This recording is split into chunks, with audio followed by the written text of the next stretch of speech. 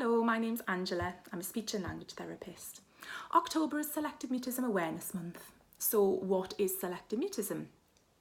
Well, today I'm going to be talking about children and young people because that is the population that I work with. So how does a child or young person with selective mutism present? Well, in situations where they feel very comfortable, for example, when they're at home with their parent, they will be able to speak fully and freely. And then in certain social situations, for example, it's often nursery, school, but it can involve other places, the supermarket, cafes, restaurants, that kind of thing. It's different for every child. In those social situations, that same child will present very differently. They'll be unable to speak in the same way, and that often presents as complete silence, so that child is unable to speak at all in that situation. But it can also be that that child can speak very minimally, single words, or sometimes with a whisper. Basically what there is a real mismatch in their communication, and that pattern is quite consistent.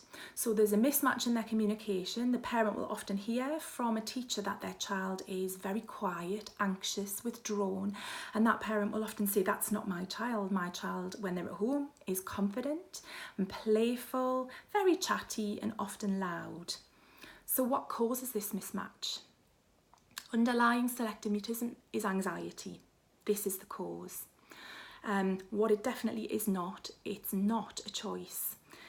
Sometimes these children can be described as rude for not speaking when people know that that child can speak in certain situations. That child is not choosing not to speak. It's not a choice. That child is unable to speak in those situations. It's fear. It acts as a barrier for that child in those situations. It's also not shyness. Shyness is very different to selective mutism. Some children with selective mutism are very shy, but some children with selective mutism are very confident, very outgoing. They just are very, very scared to speak in certain situations. It's very different. So basically that is the message that I'd like to get out there for October, for Awareness Month, is that selective mutism is not a choice. Selective mutism is fear, and that is the barrier that prevents that child speaking in those situations.